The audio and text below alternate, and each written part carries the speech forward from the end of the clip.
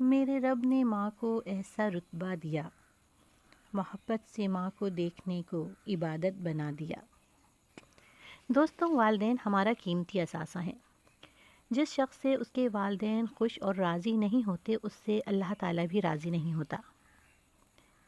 باروایت ابن عباس رضی اللہ تعالیٰ عنہ حضرت نبی کریم فرماتے ہیں کہ جس شخص کی صبح و شام اس حالت میں ہوتی ہے کہ اس کے والدین اس سے راضی ہوں، تو اس کے لیے صبح سے شام تک بہشت کے 2 دروازے کھلے رہتے ہیں، اور جو والدین کو ناراض کر کے صبح و شام کرتا ہے، اس کے لیے صبح سے شام تک جہنم کے 2 دروازے کھلے رہتے ہیں۔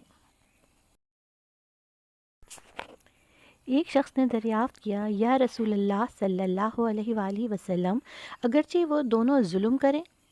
آپ صلی اللہ علیہ وآلہ وسلم نے فرمایا، اگرچہ ظلم کریں، اگرچہ ظلم کریں، یعنی کہ ہر حالت میں آپ نے اپنے والدین کی فرما برداری کرنی ہے اور ان کی نافرمانی نہیں کرنی ہے۔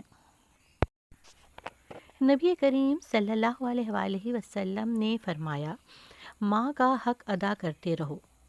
قسم ہے اللہ تعالیٰ کی ذات کی، اگر تم اپنا گوشت کاٹ کر بھی اسے دے ڈالو، جب بھی اس کا چوتھائی حق بھی ادا نہیں ہوگا۔ حضرت بایزید بستامی فرماتے ہیں کہ ایک رات میری والدہ نے پانی مانگا۔ جب میں پانی لے کر والدہ کے پاس پہنچا تو وہ سو چکی تھیں۔ میں ساری رات پانی لے کر ماں کے سرہانے کھڑا رہا کہ نہ جانے کب ماں کی آنکھ کھل جائے اور وہ پانی مانگ لے۔ اس طرح صبح ہو گئی۔ جب والدہ کی آنکھ کھلی تو وہ میری اس عمل پر بہت خوش ہوئیں اور کہنے لگیں، اے اللہ، میں اس سے راضی ہوں، آپ بھی اس سے راضی رہیے۔ جب حضرت بایزید بستامی کا انتقال ہو گیا تو ان کے کسی ساتھی نے ان کو خواب میں دیکھا کہ جنت کی نعمتوں سے لطف اندوز ہو رہے ہیں اور اللہ تعالیٰ کی تسبیح میں مشغول ہیں۔ تو ان سے پوچھا کہ آپ کو یہ مقام کس عمل سے ملا ہے؟ تو انہوں نے جواب دیا کہ مجھے یہ مقام میرے ماں باپ کے ساتھ حسن سلوک کرنے اور مصیبتوں پر صبر کرنے کے باعث ملا ہے۔ سبحان اللہ۔ حضرت محمد مصطفیٰ صلی اللہ علیہ وآلہ وسلم نے فرمایا کہ اپنے والدین کا فرما بردار اور پروردگار عالم کا فرما بردار بندہ دونوں اعلیٰ علیین میں ہوں گے۔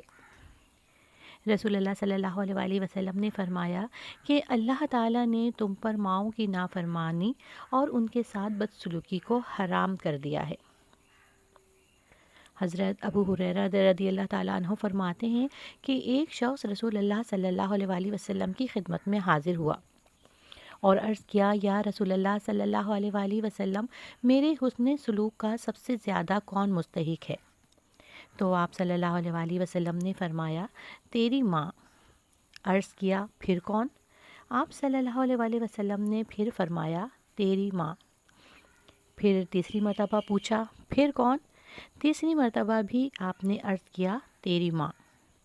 پھر پوچھا، کون؟ آپ صلی اللہ علیہ وآلہ وسلم نے فرمایا، تیرا باپ۔ حضور پاک صلی اللہ علیہ وآلہ وسلم نے ارشاد فرمایا کہ میں جنت میں داخل ہوا تو میں نے سنا کہ وہاں کوئی شخص قرآن پاک کی تلاوت کر رہا ہے۔ جب میں نے دریافت کیا کہ قرأت کون کر رہا ہے تو فرشتوں نے عرض کیا کہ یا رسول اللہ صلی اللہ علیہ وآلہ وسلم، یہ آپ کے صحابی حارث بن نعمان ہیں۔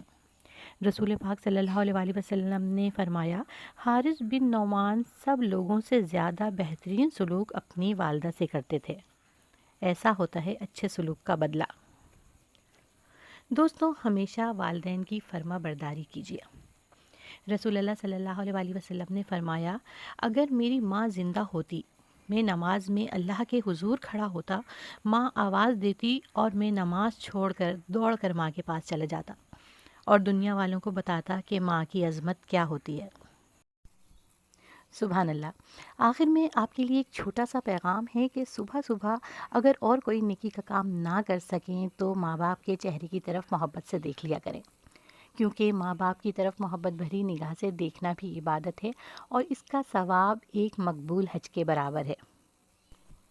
اس چھوٹے سے پیغام کے ساتھ ہی مجھے اجازت دیجیے۔ اپنا بہت سارا خیال رکھیے گا، ویڈیو کو لائک کریں، شیئر کریں، اور اگر آپ میرے چینل پر نئے ہیں تو پلیز میرے چینل کو سبسکرائب کر کے ساتھ والا بیل آئیکن ضرور پریس کر لیں، کیونکہ میری آنے والی ویڈیوز کی نوٹیفیکیشنز آپ کو بر وقت ملتے رہیں۔ اپنا بہت سارا خیال رکھیے گا۔ اللہ حافظ۔